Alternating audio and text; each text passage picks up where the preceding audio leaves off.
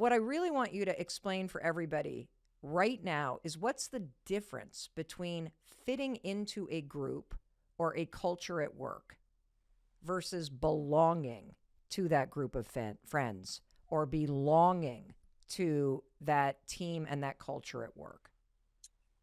It is entirely rooted in how you feel, Mel.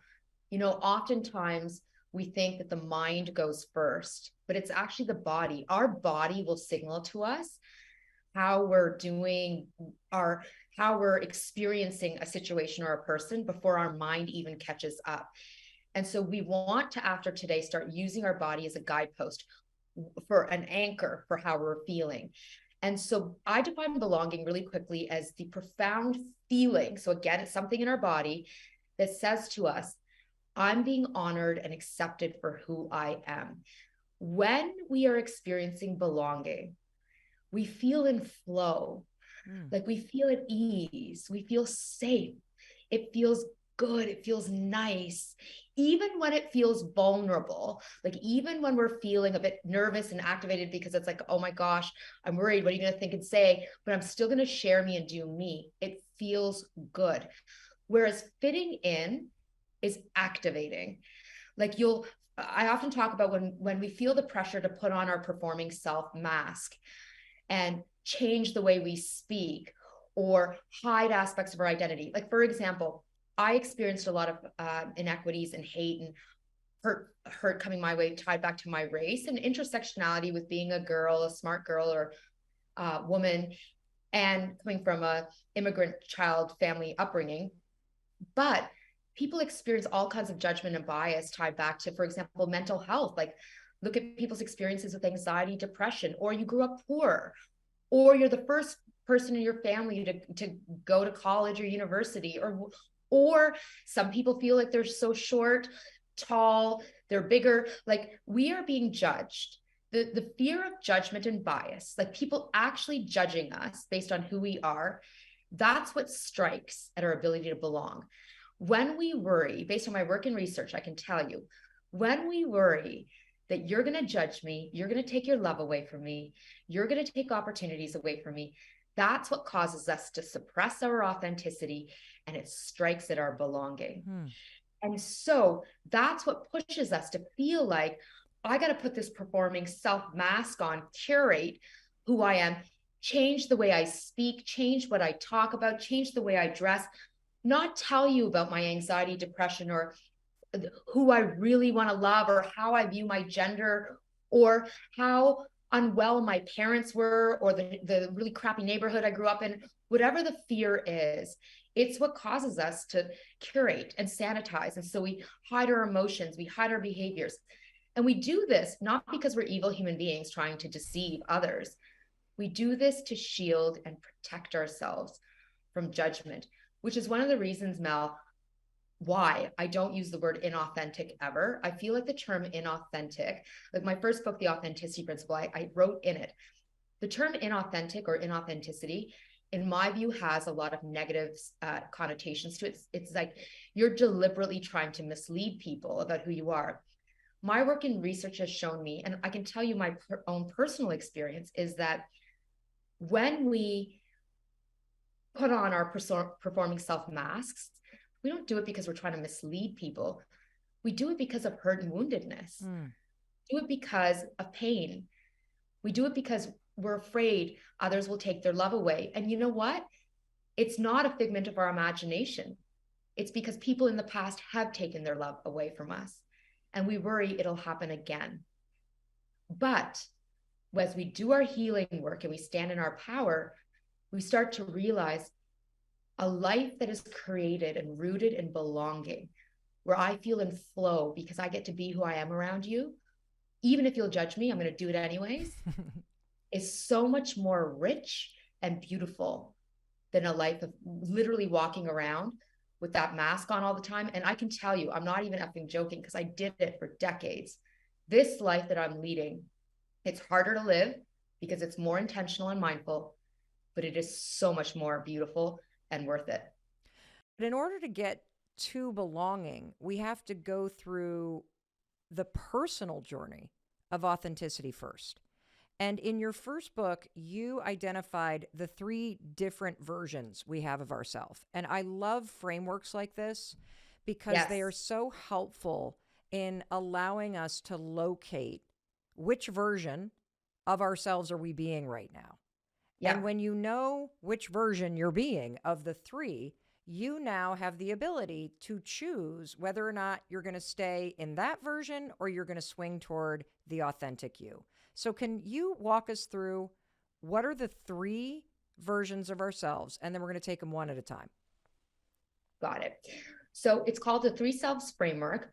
And I developed this framework based on my work and research because I was finding that people were in situations in the workplace and relationships where the surface level message was, be you. Of course, I want you to be authentic. Of course, I want you to bring your whole true self to this experience. But in the very next breath, it would be like, through the behavior, just kidding, don't actually be you. So it felt very complicated and confusing. It's how do I show up? So that's what led me to develop the model. We all have the 3 selves, and I'll take us quickly through the 3 selves, and then we can dig deeper into each of them. Great. So the most important self of all is what I call the authentic self. Your authentic self is a self where if there were no negative consequences for your actions, this is how you would show up. This is how you would speak. This is how you would dress. These are the words you'd use. This is where the content you'd share. It's where you draw a line, boundaries, yes, no, who you would love. It's the good, the bad, and the ugly of who we are. But because it's the truest reflection of our core self, it feels the best to do. So that's the authentic self. Resonating? I love that. And I love the definition, if there were no consequences. How would you Yes. show up if there were no consequences? You're not getting arrested. You're not losing friends. You're not going to be embarrassed or ashamed by what you do. You Yes. just get to do you, and there are no consequences. That is very clear. What's the Okay. second version of ourselves? Okay, so I'm going to go to the other side of the continuum, which is the third self, which is the performing self. So I've talked a lot today with you about the performing self. The performing self is the self that feels like we don't have a choice but to change who we are, mask aspects of our identity, cloak, hide, in order to shield from bias and judgment. It feels exhausting, humiliating, disrespectful to do, but we feel like if I don't change my accent or anglicize the pronunciation of my name or hide my experiences with anxiety, depression, or not talk about being transgender or whatever it is that we feel judged about or we feel ashamed of, we feel like we need to push it down.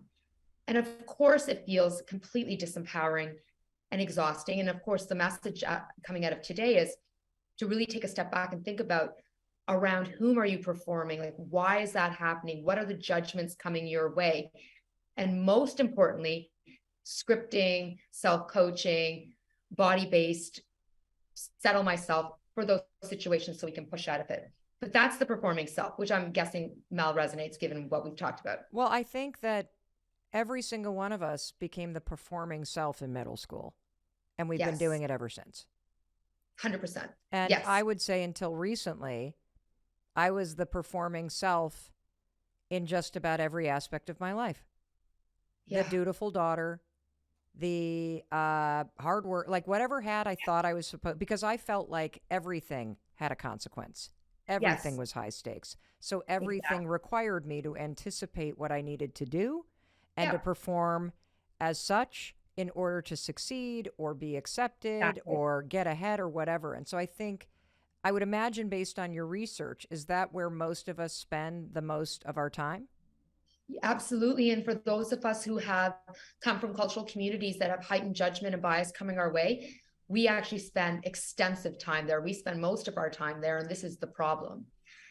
But it's the adapted self, the self that lives in the middle, that we've never explored before in this way, and is a really powerful self, because when we spend time with it, what we realize is, wow, number one, I have more agency in my life than I thought I did. And when I say agency, it's just a fancy way, Mel, of saying choice and control over how I behave. So agency, choice, and control over how I behave. I have more of it than I thought I did. Number two, oh, look at that. I'm behaving more authentically than I thought I was. And which in and of itself can be so empowering, because when we realize, wow, I'm already doing this, I can do more of it. That can be very liberating. And then the third thing is that it can also be a really safe place to stay in moments and situations where we don't feel safe to be our full authentic selves, or frankly, we're exhausted. And you know what? It's Friday night, the meter's off, and I don't really feel like talking about my day job. And so I'm just going to be more adaptive in this at this cocktail party, like whatever. And so your adapted self is the self that says, all right, Rithu, I hear you. I'm going to push out of performing as much as I can after today. But I look at my authentic self and I can't be authentic 100% of the time because I want to keep my family. I don't want to go to jail, as you mentioned. Well, I want to keep my job. yeah, I want to keep my job. I want to keep my spouse. What I like about what you're saying is this. You're offering something that is empowering and doable and realistic. Yes. There are times in your life where you have to freaking perform, because for some of you, you are listening to this or watching this in a part of the world where just being you could cause major harm to you because of your religion or who you love and where you live or what's going on. And so you performing a role is necessary. But what you're saying is that for so many people, that performance has been reflexive, subconscious, it's been a trap, it's become part of your identity. And what you're saying is that when you become aware of those areas of your life where you are performing, either because you are trying to adapt, right? You're performing consciously, strategically, because it aligns with what you want in your life, meaning you are adapting your true self in specific situations because it serves you, not because you feel like there's something wrong with you. You are the manipulator. You are the one that has something in it. You are the one that is deciding that it serves me to adapt my authentic self. Normally, I would pick a fight with my parents, and today I don't have the emotional energy for it. So I'm adapting to the situation consciously, strategically, which means I don't compromise who I am. I'm just being smart about where I put my energy. Is that a fair yes? You put your finger on it. So you're like ding, ding, ding. Your adapted self is a self. Few elements. Your adapted self is a self that willingly, happily chooses to adjust your behaviors to meet your needs and the needs of others. It's a choice. It's willing. It still feels good to do. It's still a manifestation of your authenticity. It meets your needs and the needs of others. And so it's still empowering to do. The difference between our adapted self and the performing self is how it feels. So the more you adapt, the more you adapt. I have the model for the three selves is on my website, rithubasin.com. You can take a look at the funnel. But the more you adapt, the more you adapt, the more you adapt, you get pushed into the performing self vortex, and your body will tell you, this does not feel good. Whereas adapting your behavior feels perfectly fine. It feels good to do. The important thing to take away with the three selves framework is this. It's important for all of us to be mindful of what's happening in any situation, which of the selves is showing up. Try your best to push out of the performing self, adapt wherever you want to and need to, and then do your best to show up as the good side of your authentic self. Bring your good, your best authentic self side to interactions as much as possible.